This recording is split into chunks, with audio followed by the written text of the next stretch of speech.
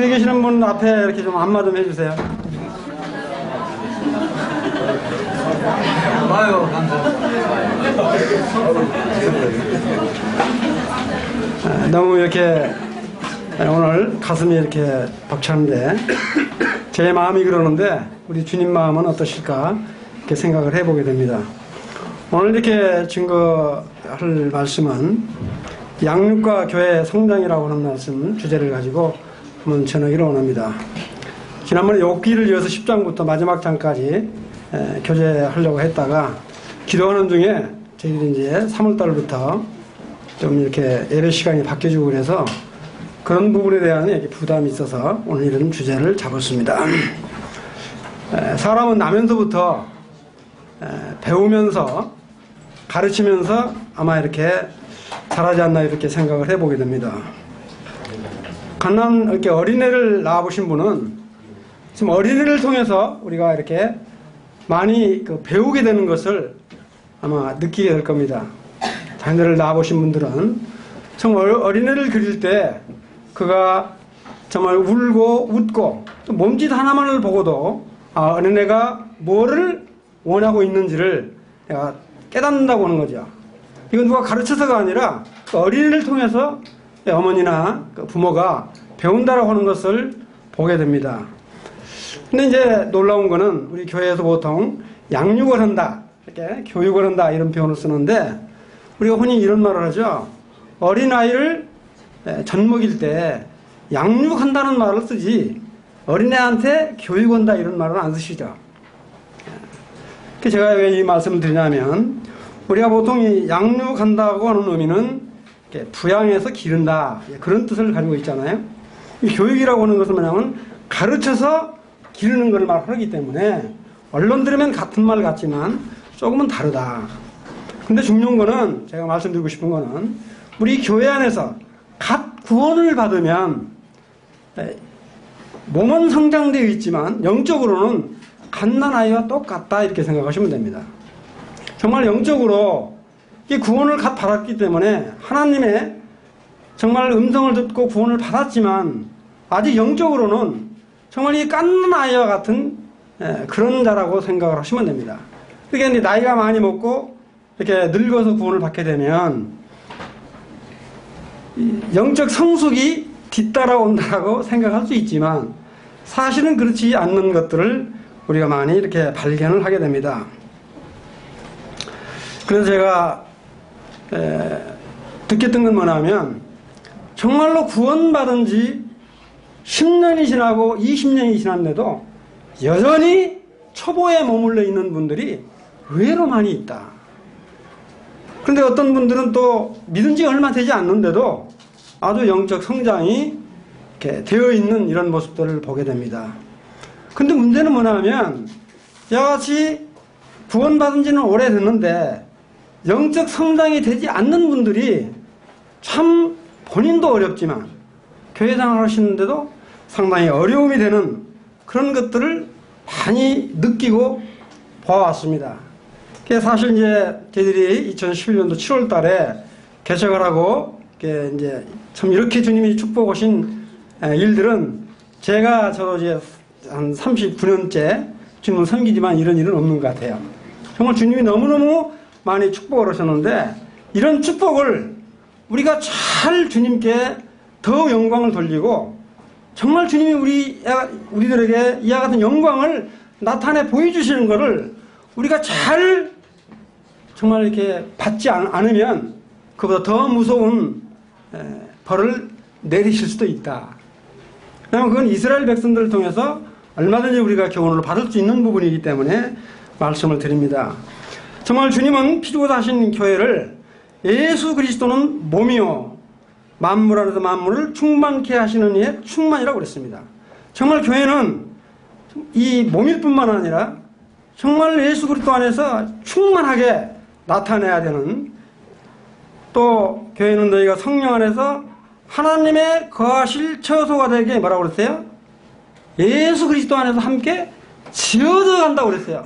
이 지어져 가는 것은 뭐냐면 유기체적이죠. 그냥 죽어있는 것이 아니라 살아서 움직이는 야 같은 걸 말을 하고 있습니다. 어떻습니까? 우리 교회는 정말로 살아서 움직이는, 정말 우리 교회에 오고 싶어 하고, 정말 만나 싶어 하고, 도저히 만나지 않으면 견딜 수 없는 그 같은 마음들을 다 소원하시고 교회에 오시죠. 어떻게 보면 영적으로 정말 가정보다도, 믿지 않는 가정에 있는 것보다도 교회에 오면 우리가 뭐라 그래요? 같은 믿음과 한 성령을 했기 때문에, 영적으로 교통이 되기 때문에 얼마나 오면 기뻐야 되고 반가워야 되고, 도저히 만나지 않으면 견딜 수 없는 그 같은 장소가 바로 교회이지 않아요? 근데 실상은 우리가 그렇지 못한 것들을 많이 보게 됩니다. 왜냐하면 믿음의 깊이와 넓이와 크기가 다 다르기 때문에, 생각이 다르기 때문에, 또 사탄이 그렇게 안 놔두거든요. 항상 내가 사탄 이야기를 하지만, 사탄은 정말 내가 영적으로 풍성이 되어 있으면 사탄이 나를 넘나보지 않지만, 조금만 틈이 있으면 언제 나를 헤집고 들어와서 자꾸 나를 송사한다고요. 야, 네가 그러고도 주님 믿어? 너 그러고도 네가 주님 일을 해? 자꾸 이렇게 속삭이니까 나도 모르는 사이에 그런 꼬임에 넘어가서 참 이렇게 바로 보지 못하는 그런 우두를 많이 범하게 되는데, 저는 그래서 이렇게 한번 생각을 해봤어요. 정말 못된 교회가 성장을 하려면 세 가지를 제가 말씀을 드리면, 첫째는 뭐냐? 영적 지도력이 확립이 돼야 된다. 보통 우리가 리더십이라는 말을 쓰죠. 리더십이 확립돼야 된다 이런 말을 하는데, 보통 우리가 어떤 리더십이다 하는 말을 쓸 때 잘못 이해하시는 분들이 많아요. 나를 따라오라는 뜻이 아니에요. 리더십은 뭐냐? 정말로 일을 잘할 수 있도록 도와주고 배려하고 이와 같은 역할을 잘하는 사람이 리더십이에요. 그렇잖아요. 어떤 사람은 너무 똑똑하기 때문에 그냥 자기 혼자 잘나서 다 자기 따라오라고 그런다고. 예? 사람 자기 잘나는 것은 다 있는데, 이게 리더십이 아니라 정말로 그 사람 은사에 따라서, 그런 성향에 따라서 적재적소에 정말로 자기 좋은 대로 이 일을 잘할 수 있도록 해주는 그와 같은 것이 바로 뭐냐면 리더십이다. 그래서 이와 같은 지도력이 교회 가운데 우선돼야 된다. 두 번째는 뭐냐면, 우리가 낳고 기려야 되잖아요. 하여튼 건강해야 자녀를 낳을 수 있잖아요. 육신적인 자녀도 많이 나올 수 있지만, 교회가 영적으로 이렇게 풍성이 되어 있어야 복음이 전파가 되고 영혼들이 올 수 있잖아요. 오잖아요. 여하튼 복음 전파. 세 번째는 뭐냐? 하여튼 가르쳐서 양육해야 된다. 교육해야 돼요. 이 세 가지는 도저히 교회 안에서, 또 가정 안에서, 사회 안에서도 빠져서는 안 된다. 사회에서도 그러잖아요. 뭐 대학교 졸업하고 대학원 졸업하고 박사학위 땄으면 다 되는 걸로 생각하지만 천만의 말씀입니다. 그래서 공부는 끊임없이 해야 돼요. 죽을 때까지. 제가 실제 해보니까 그렇더라고요. 그래서 먼저 이 지도력에 대한 걸 이렇게 말씀을 드리면, 우리 주님이 마태복음 보면 마귀 시험을 받으시고 제일 먼저 이렇게 천국 선포를 하시고 갈릴리 해변을 걸으시다가 정말로 성실했던 어부였던 이 베드로, 안드레를 중심으로 해서 12제자를 얻잖아요. 이렇게 12제자를 얻어서 그들에게 뭐를 가르쳐요? 3년 반 동안 친히 대동을 하시면서 무엇보다 가르치시냐면 기도하는 법도, 그 다음에 뭐냐면 정말 어떻게 전도하는지, 전도하는 방법, 그 다음에 뭐냐면 병든 자를 치유하고 정말로 어떻게 섬겨야 되는 거를 친히 몸소 실천해 보이셨잖아요. 그게 바로 뭐냐면 우리 주님이 그 12제자를 친히 대동하시면서 그같이 가르치고 설전수범해가는 이와 같은 모습을 보게 됩니다. 이와 같이 세워진 우리 주님이 그렇게 세우시고 이렇게 돌아가신 지 3일 만에 이제 부활하시고 40일 동안 공생하다가 공중으로 이렇게 들림받아 올라가셨잖아요. 이렇게. 그 남아있는 사람이 뭐예요? 12사도예요. 그러면 이 12사도들이 교회를 이루었던 예루살렘 교회야 안디옥 교회의 정말 이 지도력을 한번 성경을 통해서 보기를 바랍니다. 그래서 이와 같은 12제자가 어떻게 해서 이 예루살렘 교회를 이렇게 세우고 또 거기서 정말로 바나바를 통해서 안디옥 교회를 세워갔는가 하는 것들을 우리가 한번 이렇게 성경을 통해서 보면서 정말로 하나님께서 세우신 이 대학로 교회가 그와 같은 지도력을 지금 갖고 있는지, 갖고 있다고 확신하신다면 그런 부분에 대해서 함께 하시면 참 좋겠다. 저는 이제 그런 심정으로 지금까지 주님을 섬긴다고 섬겨왔지만 각각 분별하는 부분이 다르기 때문에 다르게 생각할 수 있어요. 먼저 한번 이렇게 보면 오순절 이후에 예루살렘 교회가 갑자기 복음이 확 전파돼서 성도 수가 갑자기 많아졌어요. 이렇게 성도 수가 갑자기 많아졌어요. 그러니까 12사도들이 주로 하는 일들이 뭐냐면 말씀도 전하고 다 했지만 주로 뭐냐면 이 구제하는 일을 아주 당연히 하는 일로 생각을 했어요. 근데 어떤 문제가 생겼습니까? 이 예루살렘 교회는 헬라파 유대인들, 다시 말씀드리면 이렇게 이방인이라고 그러죠. 그런 헬라파 유대인하고 정말 히브리파 유대인들이 예루살렘 교회에 같이 있었어요. 근데 이 히브리파 유대인들이 조금 이렇게 우리 쉽게 표현하면 텃세 있는 집이란 말이에요. 이렇게.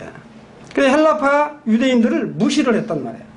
근데 공개를 하는데 이 헬라파 유대인들한테는 구제하는 일이 소홀하게 되고 이 히브리파 유대인들한테는 구제가 더 많이 갔어요. 근데 교회 안에서 헬라파 유대인들이 이렇게 차별 대우를 하고 이 구제에 안 오니까 불평불만이 고대됐어요. 그러니까 우리 사도들이 딱 이제 말을 합니다. 자, 먼저 한번 펴보세요. 사도행전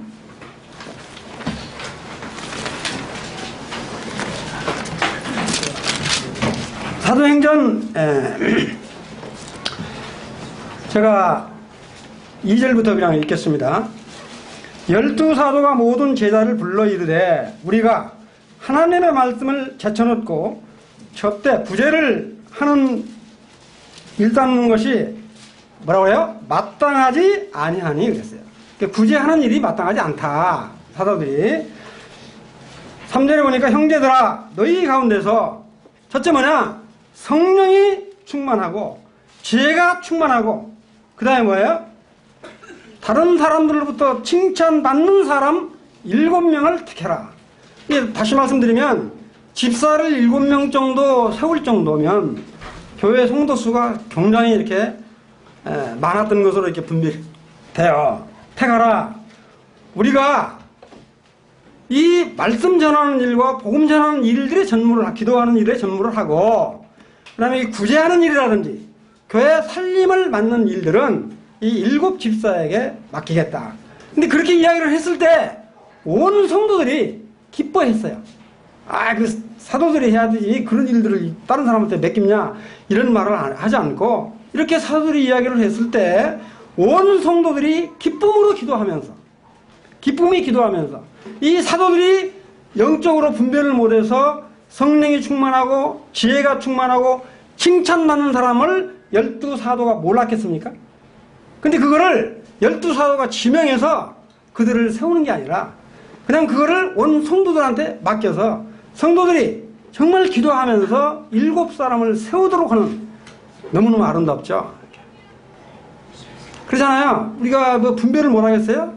우리가 이 교회 안에 지금 몇 명 되면 여기서 어떤 사람이 어떤 일을 해야 되고 어떤 사람이 일꾼감이고 이걸 모르겠냐고요. 그런데 우리 사도 12사도들이 이같이 정말로 성령이 충만하고 지혜가 있고 그 다음에 뭐야? 다른 사람들로부터 칭찬을 받는 7명을 너희들이 택해라. 자, 한번 봅시다. 6절.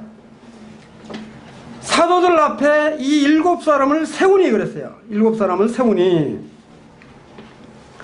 그러니까 이 사도들이 어때요? 기도하고 그들에게 안수해서 정말 이 교회가 예루살렘 교회는 야같이 12사도를 지도자로 인정할 뿐만 아니라 야같이 정말 성령이 충만하고 지혜 있는 사람들을 기도로 이렇게 세웠던 그 일꾼들을 인정하는, 정말로 완전히 이렇게 우리말로 이렇게 체계를 세우는 이 아름다운 모습을 볼 수가 있습니다. 이렇게. 자, 이제 그러면 이 예루살렘 교회는 이렇게 됐어요. 이렇게 해서 정말 이 지도자들이 지도력이 이렇게 확립이 이렇게 되어 있는 것을 볼 수 있는데, 이제 이와 같이 지도력이 세워진 이 예루살렘 교회에 그래서 그 사도행전에 가면 우리 스데반 집사가 어떻게 돼요? 이 집사, 여기서 집사가 나오죠. 7 집사가 스데반과 빌립과 브로고로와 니가노르와 디몬과 바메나 그 다음에 니골라 이렇게 7사람이 나오는데, 이 중에서 스데반이 정말로 복음을 이렇게 하다가 순교를 당하잖아요. 이 일로 예루살렘이 핍박을 받죠. 예루살렘이 핍박을 받으니까 예루살렘에서 이 쫓겨간, 흩어졌어요. 이렇게. 그 중에서 흩어진 사람이 누구냐면 이 구보로와 구레네 몇 사람이 안디옥까지 갔단 말이에요. 안디옥까지 가서 이방인들에게 복음을 전해요. 그러기 전에 10장에 보면 어떤 말씀이 나오면 이런 게 나와요. 이 베드로가 그 환상에 나타나가지고 정말 백부장인 이 10장 한번 펴보실래요? 이 고넬료가, 백부장인 고넬료를 초청을 해서 우리 사도 바울이 가서, 베드로가 가서 이 복음을 전해서 흉내를 받는 놀라운 역사가 일어나죠. 그러니까 이와 같은 일들을 예루살렘 교회에 가가지고 어떻게 이방인이 구원받을 수 있냐, 이런 이제 말이 돌고 그러니까 이 베드로가 친히 고넬료에게 이렇게 복음을 전해서 구원받는, 성령을 받는 놀라운 역사가 일어나니까 예루살렘 교회에 가서 이렇게 말을 다 해요. 그런데 그럴 때 이 안디옥 지역에 가서 복음을 전했던 사람들이 바로 뭐냐면, 이방인도 구원 얻었다는 말을 들으니까 정말로 그것이 사실인가 싶어서 누구를 보내죠? 바나바를 안디옥으로 보내죠. 바나바를 안디옥으로 보내요. 안디옥으로 보는데 사실 그게 정말이거든요. 자, 그거 한번 봅시다. 11장을 먼저, 사도행전 11장을 한번 보세요.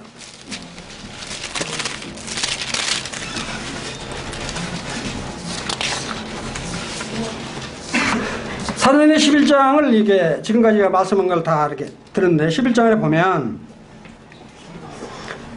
22절에, 22절부터 읽을게요. 22절. 예루살렘 교회가 이 사람들의 소문을 듣고 바나바를 안디옥까지 보내니 그랬어요. 다시 말씀드리면 이 이방인들이 구원받았다라고 하는 소리를 예루살렘 교회가 들었어요. 듣고 정말로 이방인도 구원받는지를 확인하기 위해서 안디옥 교회에 바나바를 보냈는데, 보냈단 말이야. 22절. 예루살렘 교회가 23절. 그가 이르러 하나님의 은혜를 보고 기뻐하여 모든 사람에게 굳건한 마음으로 주와 함께 머물러 있으라 권하니. 24절. 바나바는 착한 사람이요 성령과 믿음이 충만한 사람이라. 이에 큰 무리가 죽게 더하여지더라.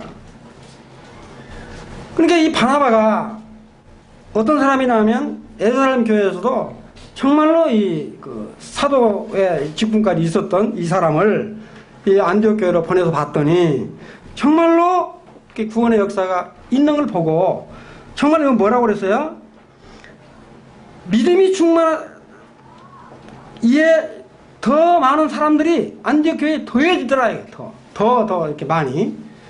근데 이 일을 자기 혼자 감당하기가 어려우니까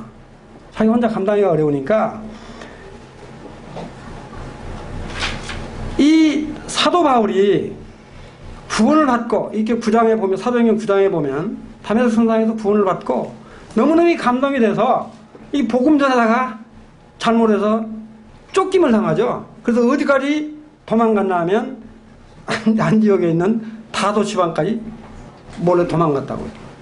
근데 이 이렇게 도망간 다소의 이렇게 은둔해 있는 이 바울을 정말 예루살렘 교회 다른 사도들도 이렇게 달갑게 생각했던 이 사도 바울을 이 바나바가 찾아가는 모습을 보게 돼요. 바나바. 자, 한번 같이 봅시다. 26절. 바나바가 사울을 찾으러 다소에 가서 만남에 안디옥에 데리고 와서 둘이 이 교회에 1년간 모여 있어 큰 무리를 가르쳤고 제자들이 안디옥에 비로소 그리스도인이라 일컬음을 받게 되었더라.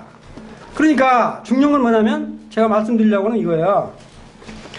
이 바나바가 정말 혼자 그렇게 복음 전하는 일을 다 감당하기 어려우니까 자기가 함께 동역할 수 있는 사람을 친히 이렇게 사도 바울을 찾아서 데리고 와가지고 뭐냐면 1년 동안을 이 성도들을 위해서 가르쳤다는 거야. 이렇게 가르쳤는데 뭐라고 그랬어요? 이 그리스도인이라 일컬음을 받게 됐다. 그때 당시에 그리스도인이라고 한다면은 아주 천대받는 말이에요. 그리스도인 같다 그러면 아주 우리가 그러잖아요. 이게 나사렛 예수 이 두 가지 의미잖아요. 나사렛 예수 그러면 첫째는 뭐냐면 이 아주 선한 사람으로 부를 때 나사렛 예수라는 표현을 쓰기도 하고요. 이 나사렛 같은 그런 지방에서 이렇게 위대한 사람이 나올 수 있다. 그래서 나사렛 예수라는 표현을 붙일 수도 있기 때문에 이거를 어떻게 불러서 의미를 받느냐에 따라서 이 나사렛 예수를 아주 무시하는 말로 이렇게 들을 수도 있고요. 이 나사렛 예수를 아주 그런 좀 못된 데서도 이렇게 훌륭한 분이 나올 수도 있다. 이런 뜻으로 사용할 수 있기 때문에 우리가 사용할 때 이제 잘 분별해서 써야 되지만 중요한 건 뭐냐면 정말 그때 당시에 그리스도인이라고 한다면 아주 이렇게 무시를 받고 멸시받는 그러니까 저 사람이 정말 예수 그리스도를 믿는 사람이라고 다른 사람이 인정해 준다는 거야. 예수 믿는 사람은 다르다 할 정도로 사랑하는 형제자매님들 나는 직장에서 정말로 예수 그리스도를 믿는 구원받은 자이기 때문에 내가 하는 것은 정말로 뭔가 다르다 이렇게 칭찬을 받고 계십니까? 아니면 이거 너나 삶이더라 이렇게 비웃음을 받는 믿음 생활을 하고 계십니까? 어떠세요? 이건 제가 뭐라고 개개인을 들어서 말씀드릴 수는 없지만 정말 우리 그리스도인은 참 너 같으면 내가 믿겠다 너같이 믿으면 내가 믿겠다 이런 말을 들어야 우리 주님이 우리를 통해서 영광을 받으실 수 있잖아요. 우리가 얼마나 미천한 자들입니까? 이게 지금 그런 의미라고요. 정말로 여기서 1년 동안 우리 바나바하고 사도 바울이 정말 안디옥에 있는 성도들을 다 가르쳤더니 정말로 믿음이 확실한 그리스도인이라고 받을 정도로 이렇게 세워졌다라고 하는 것입니다. 놀랍잖아요. 그러니까 이와 같이 이 안디옥 교회도 그래서 이 안디옥 교회도 이 성도 수가 많아질 때 정말로 성령이 충만하고 정말 여기 아까 24절에 있는 것 같이 정말 믿음이 좋고 정말로 이게 잘 섬기는 바나바와 같은 이런 형제하고 정말로 이게 확실히 풍부했던 우리 사도 바울 형님 같은 이런 분이 1년 동안 함께 동역을 했기 때문에 이 안디옥 교회는 정말 확고한 지도력이 형성되어 있다라고 볼 수가 있는데 더 중요한 건 뭐냐면 13장 딱 넘어갑시다. 13장. 이 같은 사람들이 이렇게 안디옥 교회가 정말로 이제 모임을 이루어서 정말로 1년 동안 이 바나바와 이 사도 바울 형님이 아주 열심히 가르쳐서 성도들이 정말 믿음이 이렇게 터위에 확고히 세워졌을 때 여기 일꾼들이 몇 사람으로 늘어나면 3사람이 더해져서 5사람이 세워지는 걸 볼 수 있어요. 자, 13장 봅시다. 1절부터 같이 읽읍시다. 시작. 안디옥 교회에 선지자들과 교사들이 있으니 곧 바나바와 느그레 시몬과 루기오 분봉한 헤롯의 젖동생 마나엔과 사울이라. 그러니까 3사람이 더해져서 그러니까 이 사도 바울과 이 바나바가 이렇게 참 복음도 잘 전하고 했는데 하여튼 이분들이 어떻게 해서 영접이 돼 있는지는 모르지만 정말로 이 선지자는 뭐야? 예언도 하고 복음도 잘 전하고 잘 가르치고 하는 사람이 선지자죠. 또 교사는 뭐예요? 예언 이렇게 선지자적인 역할은 못하지만 잘 가르치는 이와 같은 사람들이 안디옥 교회에 있었다고요. 그 이와 같이 5명이 이 안디옥 교회를 이렇게 든든히 세워서 도저히 이제 학관 이렇게 기반이 다져진 거잖아요. 그게 얼마나 아름다워요? 그러니까 교회는 이와 같이 정말 이 지도력이 확립되어 있을 때 영혼들이 더해지는 것을 볼 수가 있잖아요. 근데 이제 놀라운 건 뭐냐면 이와 같이 바나바와 바울이 정말 이와 같이 좀 그 수고를 해서 영혼들이 얻어지고 더 많이 얻어지고 정말 안디옥 교회가 하나님의 반석 위에 굳건히 세워졌으면 거기서 안주할 수도 있죠. 내가 편안하게 그냥 보낼 수도 있어요. 근데 놀라운 건 뭐냐면 이 바나바와 바울 이 거기에 있는 안디옥 교회 성도들은 뭐냐면 아마 마태복음 28장에 있는 말씀을 그대로 이렇게 이뤘지 않나 하는 생각이 들어요. 우리 마태복음 28장 18절부터 20절까지 한번 쭉 보시면 이런 말씀이 있죠. 우리 주님이 부활을 하시고 참 저는 이 18장 우리가 마태복음 28장 그 18절을 쭉 이렇게 해서 20절까지 보면 우리 주님이 부활을 하시고 그 다음에 뭐냐면 이제 이 제자들한테 나타나신 다음에 승천하기 직전에 제자들에게 지금 마지막으로 지금 부탁하는 말이잖아요. 부탁하는 말. 정말 이 구약 때는 하나님 아버지가 친히 이렇게 나타나셔서 친히 말씀을 하시고 친히 이렇게 했던 그런 그 구약 시대. 정말 신약 시대 우리 주 예수 그리스도가 오셨을 때는 오셔서 그 많은 이적과 기적을 베풀고 선한 일들을 많이 하셨지만 사람들이 믿지 않고 거절하잖아요. 근데 지금은 우리 주님이 들려 올려 가시고 난 다음에 우리한테 보내주신 게 뭐죠? 성령 하나님이잖아요. 이 지금은 뭐냐? 정말 직접 하나님 아버지를 우리가 눈으로 볼 수도 없고 예수 그리스도의 능력을 우리가 나타내 보일 수도 없지만 성령 하나님께서 우리를 주장하고 오시기 때문에 지금 시대를 무슨 시대라고 그러죠? 은혜 시대라고 그래요. 나중에 한번 기도를 하겠는데 지금 이 은혜 시대에 구원받지 않은 사람이 그냥 흘러보내면 정말 이 환란 때 마지막이다. 그거 나중에 또 말씀드리기로 하고요. 정말 이와 같이 이 볼 때 뭐라고 표현하냐면 이 모든 권세를 우리 주님이 나한테 주었다. 그러시면서 뭐라고 그래요?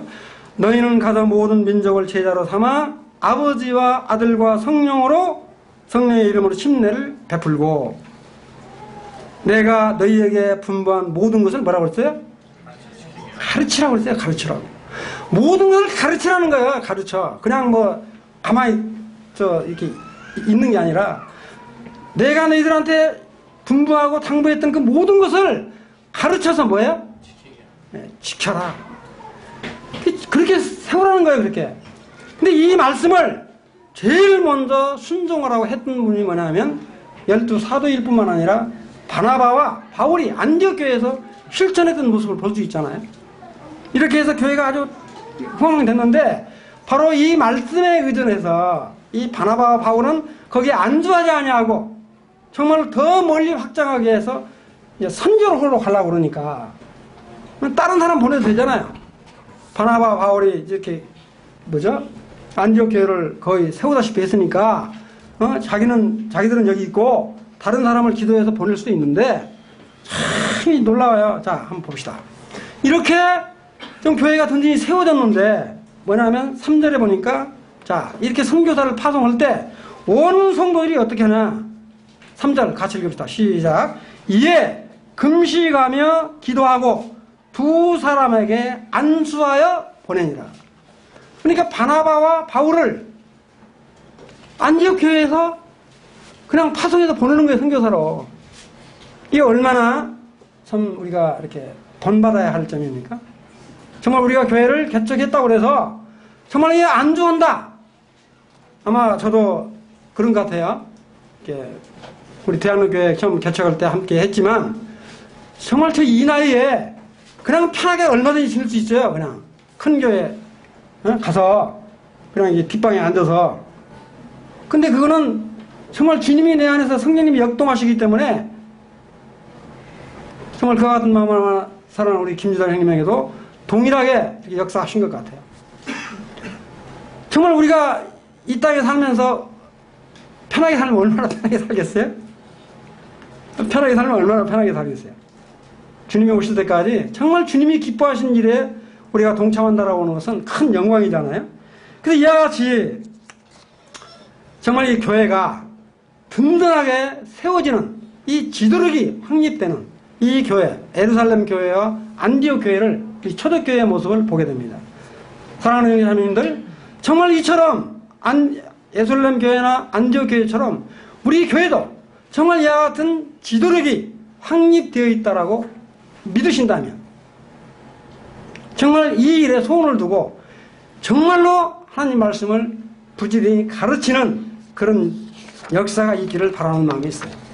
제가 여기 이제 두 번째는 복음 전파와 전도인데, 이거는 아까도 말씀드리지만 이건 뭐 라면도 죽을 때까지 해야 되니까 이건 더 길게 말씀을 드리지 않겠어요. 제가 세 번째 바로 들어가서만 하면 시간이 없기 때문에, 하여튼 이 가르쳐 양육해야 되는데, 우리가 보통 교육의 3요소를 뭐라고 표현하냐면 정말 우리가 그러잖아요. 배우고 싶은데 가르칠 선생이 없다든지, 정말 나는 가르치고 싶은데 가르칠 학생이 없다고 한다면 이건 정말 안타까운 일이잖아요. 근데 이제 우리 대학로 교회는 정말 야한테 가르칠 교사나 정말 가르칠 교재, 교육 프로그램이나 또 학생들이 저는 충분히 있다라고 이렇게 생각이 되어집니다. 그래서 우리들이 작년부터 기도하면서 정말로 어떻게 체계적으로 정말로 온 성도들이 이와 같은 교육을 체계적으로 이렇게 배워 나가야 될 것인지. 아까도 말씀드렸지만 정말 구원받은 지 오래되다라고 해서 그냥 이렇게 가면 그냥 자동적으로 영적으로 성장되는 게 아니라 이와 같은 체계적인 교육을 반드시 받아야 된다. 이 세상도 그렇잖아요. 세상도.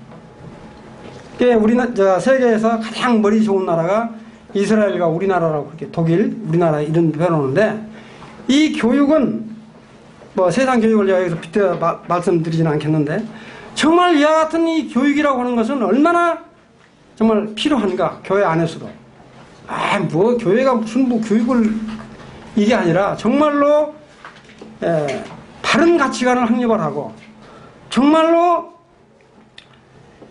이 장성한 분량에 이르도록 하려면은 바른 성경 교육을, 성경을 알아야 된다.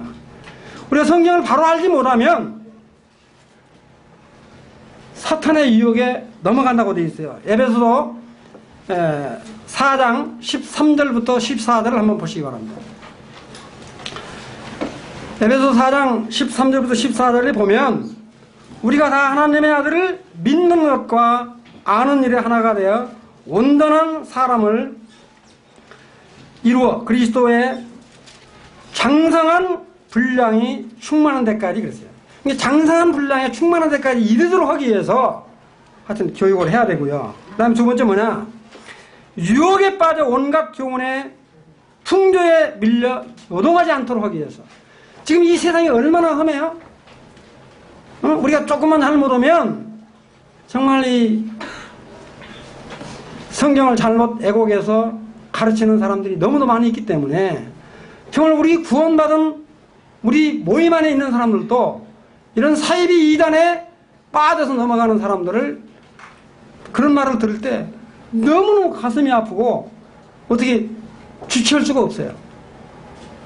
근데 우리 사랑하는 대학로 교회는 이와 같은 일이 있어서는 안 되겠다.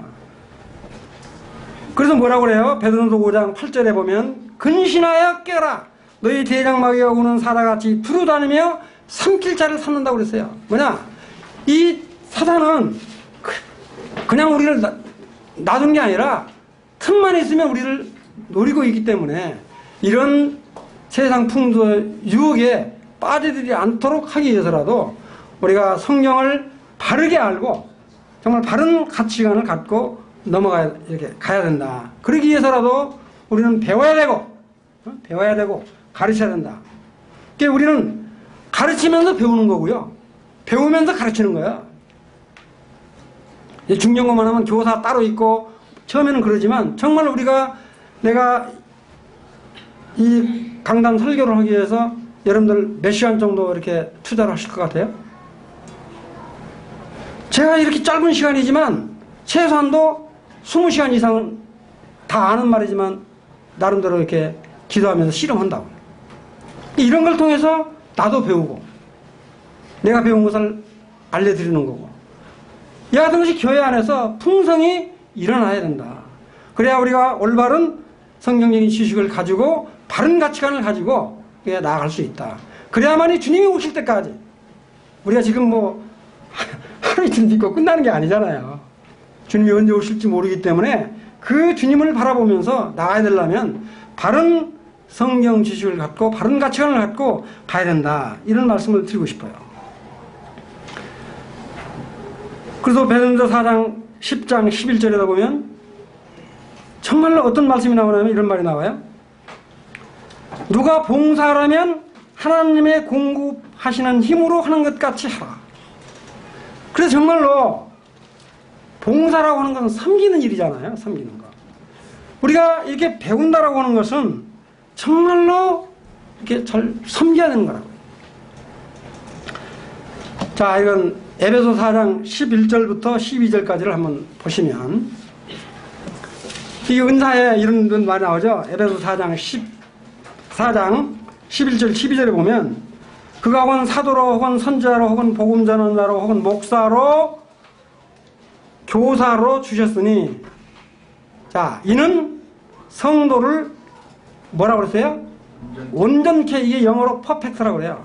아주 이렇게 온전한 인격이 아주 이게 온전한 온전한 자로 하는 거고 그 다음에 뭐예요? 그렇게 하는 건 뭐 때문에 그래요? 그렇게 하는 거는 그렇게 온전케 하는 건 뭐 때문에 그런다고요? 봉사의 일을 하게 하며 그러니까 이렇지 인격적으로 정말 온전케 하는 것은 뭐냐 정말 사회 봉사를 하든 교회에서 성도들을 섬기든 이렇게 섬기는 봉사하는 일을 하도록 하기 위해서 우리가 성경 공부를 바르게 해야 된다는 거예요. 근데 제가 지금까지 이렇게 생활을 해보니까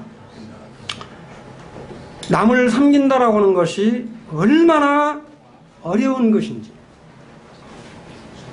남을 섬긴다라고 하는 것이 얼마나 어려운 것인지 쉽기도 하지만 얼마나 어려운 것인지를 시간이 지날수록 깨닫게 됩니다. 내가 언젠가도 말씀드렸잖아요. 나는 참 잘한다고 잘해요. 난 잘한다고 잘했어요. 근데 받는 상대방이 아니올 시작한다고요. 그럼 그게 내가 잘 섬기는 게 아니잖아요. 상대방 마음에 들도록 이렇게 하는 것이 사실 필요하잖아요. 상대방 마음에 좀 감동을 받고 받는지 상대방을 움직일 수 있도록 그렇게 하는 것이 섬기는 건데 그렇게 한다는 게 쉬운 게 아니더라고요. 그래서 정말 성경을 바르게 알아서 정말로 풍성한 주님의 성품을 닮아가지 않으면 쉽지 않다. 그런 거를 너무 많이 이렇게 깨닫게 되었습니다. 그래서 우리 교회 안에서도 이제 다음 달 3월 3일부터 정말 12시부터 1시까지는 주일학교, 학생부, 그 다음에 양육반, 새가족반, 그 다음에 기타 이렇게 활동들을 많이 하는데 온 성도들이 이 같은 활동에 전부 빠지지 마시고 꼭 참석해서 함께 그 같은 시간을 한답게 나가기를 이렇게 바라는 그런 마음이 있어요. 정말 그래서 오늘 참 이 말씀 기도하다가 말씀을 증거하는 겁니다. 정말 골로새 3장 16절 17절을 이렇게 한번 보시면 골로새 3장 16절 17절을 시간이 없으니까 한번 두 군데 보고 마치겠는데 골로새 3장 16절 17절 제가 읽겠습니다. 그리스도의 말씀이 너희 속에 풍성히 거하여 모든 지혜로 피차 뭐라고 그랬어요? 네, 피차 가르치며 권면하고. 정말 우리는 피차 가르쳐야 되고요. 정말로 그 사랑하는 형제를 위해서 정말 우리가 권면하면 그 권면을 달게 받을 수 있어야 되고요. 근데 이게 참 어렵더라고요. 참 이 권면을 하는 것도 어렵지만 권면을 받는 것도 쉽지 않아요. 말은 우리가 쉽게 하죠. 근데 실제 제가 경험을 해보니까 그렇지 않아요. 정말 우리가 이와 같이 피차 가르치고 이렇게 피차 권면하는 이와 같은 것들도 우리가 주님 안에서 주님을 풍성하게 이렇게 깨닫지 못하고 주님과 함께하고 있지 못하면 이와 같은 지혜가 세상 지혜로는 안 된다고.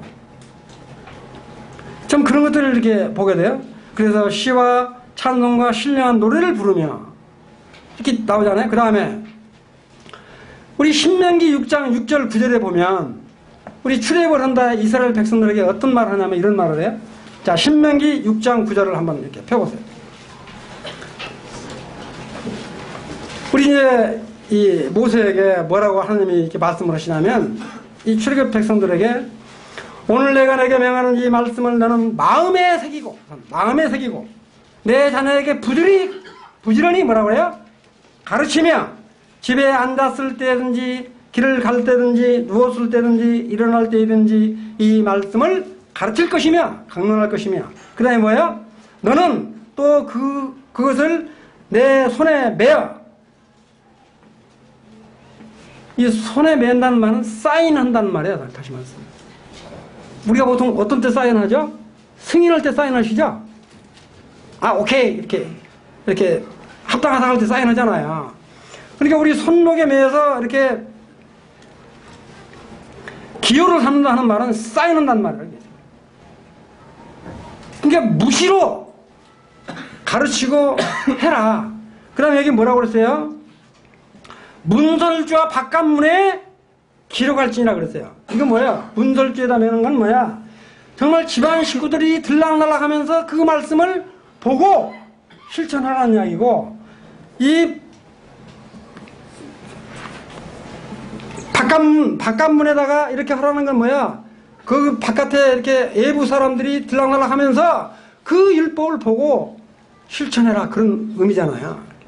이게 다시 말씀드리면 우리는 나면서부터 죽을 때까지 정말로 배우고 가르치지 않으면 안 된다. 평생교육이라는 게 그래서 나오잖아요.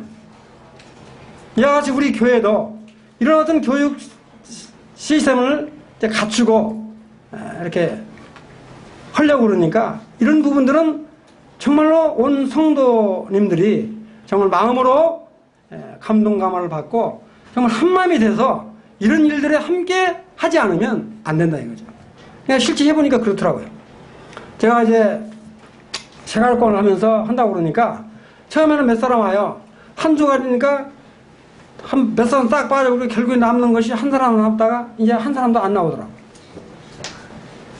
그러니까 이건 우리가 하는 것도 소원이 있어야 되잖아요. 물론 가르치는 사람도 잘해야 되지만 듣는 사람이나 이런 부분들이 모두가 다 서로 이렇게 합쳐져야 되니까 이건 억지로는 할 수 없는 부분이라고 생각이 돼요.